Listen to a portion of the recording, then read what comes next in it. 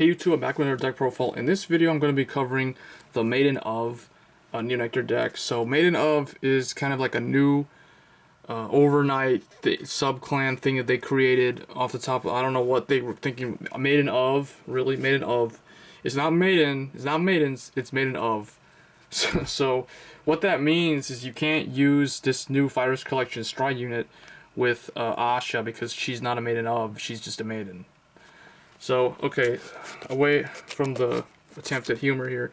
So, what it is basically attempt to help Maiden of Trailing Rose, and there are a couple of other ones. I think Maiden of Venus, the reverse one, I think is a Maiden of, and then there was probably a couple other ones.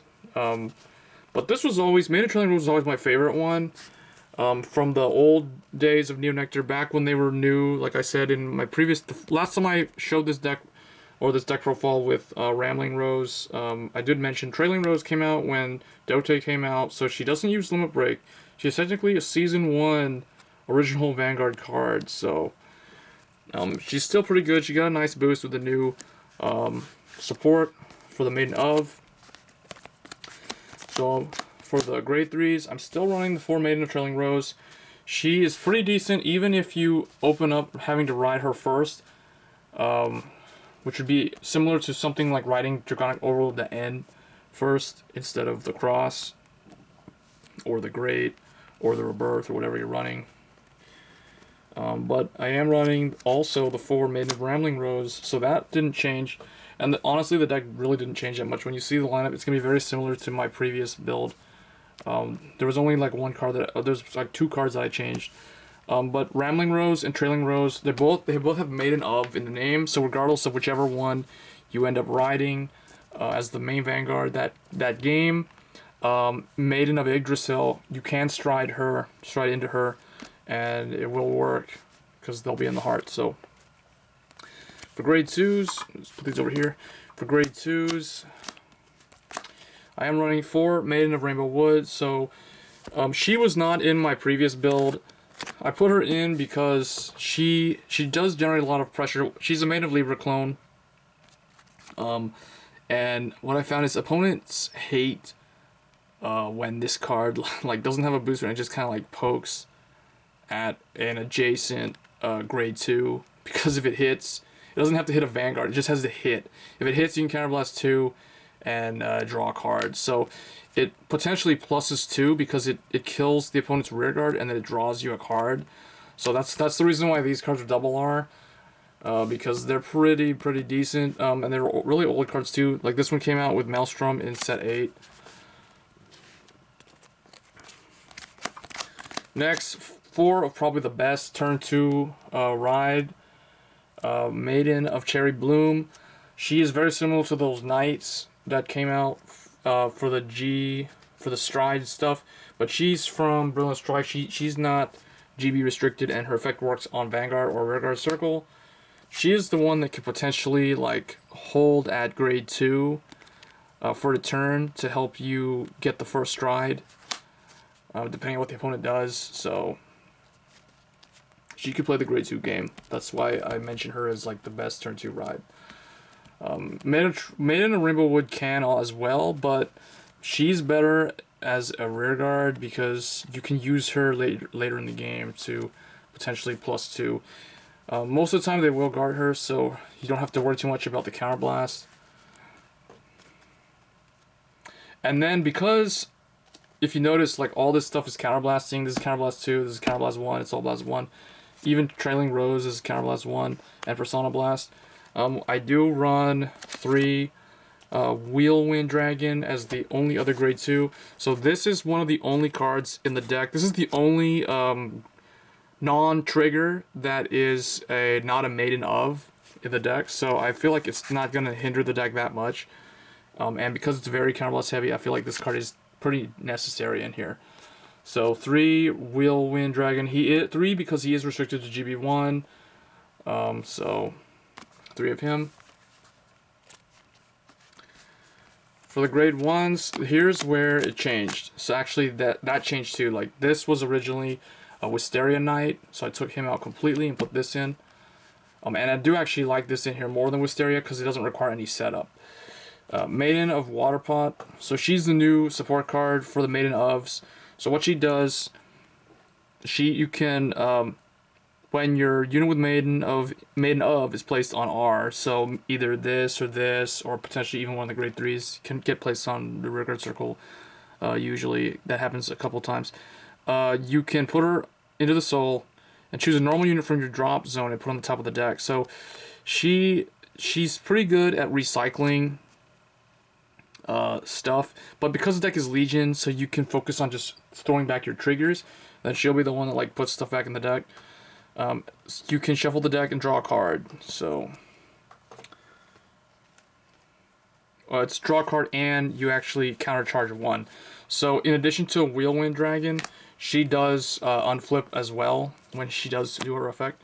So that's why they can get away with running Maiden of Rainbow Wood for that reason. So. And then 4 Maiden of Blossom Rain. She is the original Perfect Guard that came out with Mana Trailing Rose. Never had a reason to change her. So, always just left this in here. And because they have enough ways of unflipping, they don't really need the other one. The other one's better off in the deck with Asha, because Asha does counterblast a lot too. And then 4 Maiden of Cherry Stone, because she can be used. She is the partner to Cherry Bloom. So Cherry Bloom, when she hits the Vanguard, you can counterblast 1, soul blast 1, and you Superior Call a Cherry Stone at rest. And then what Cherry Stone does is, at the end that she boosts, if the attack hits during the battle that she boosted, you can put her on the top of the deck and Superior Call one of these from the deck at rest. So she fetches her, but she does go away. She just fetches her at rest. So they're both pretty good at setting up the field, or like she sets up an interceptor at the cost of going away, and then she just helps you get a booster for next turn, or for something to help set up for like your Jingle Dragon and those type of things. So I feel like these cards are pretty essential for the Maiden build. And then last but not least, 2 Maiden of Kana, just because she's another good Maiden card, a Maiden of card, and 2 because that's that extra tech spot, and the deck doesn't need to run the 8K vanillas. Besides, I don't even think those are Maiden ofs. I think they're just Maiden. But yeah, Maiden of Kana, she can potentially power up your field, because she can counterblast 1, put in the soul, choose one of your other units. You can choose up to 4 of that unit and give it plus 5,000. So really good at 2. I like it a lot in here. For the grade 0s, for the trigger lineup, I am running 4 Watering Elf. Watering Elf I chose over the Maiden of Stand. There is a Maiden of Stand from set 8. I'm not running it because this has the Flame of Victory effect, which I feel is a lot better, especially since this does Soul Blast and Rambling Rose does Soul Blast too. So I feel like this is good. It can also help you hit higher numbers. And because none of the 12Ks or none of the grade 2s can hit 12 or 11, this thing can make that happen, make those plays possible. And then 4 Maiden of Dimorphodika. So this is the Maiden of critical that's in here. And then 4 Chestnut Bullet, just another critical. So 4 stand, 8 critical. I feel like 4 stand, 8 critical is really good in Neo Nectar. And then 4 heal. Very similar to, I do want to mention that, because people have been wondering like what trigger lineup is good. Should I run draw triggers or not? So for me, I don't need draw triggers, and it's pretty self-explanatory why I don't need them. I'm running 4 Maiden Rainbow Wood. I'm running this. It does draw and counter charge. It's Legion. It's going to send the triggers back anyway. It gives me extra 10k shields. And the rearguard lanes on stride turns get really, really strong. So that makes stands even more scarier.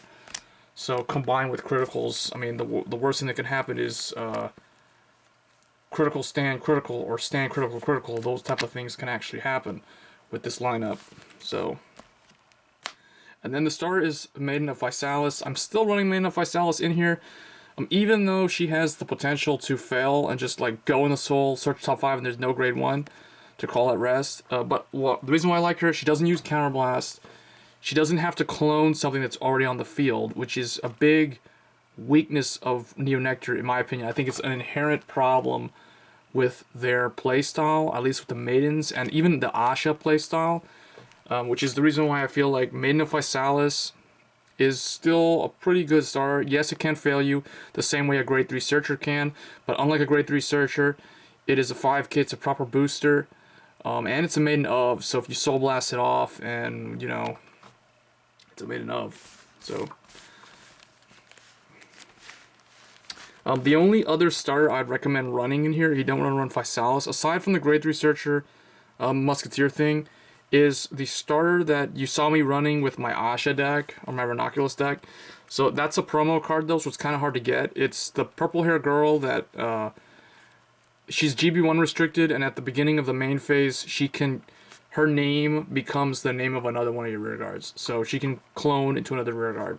So that's the only other one I would recommend running. But this deck doesn't really focus too much on that playstyle, so that's why I feel like Physalis is still probably one of the better starters.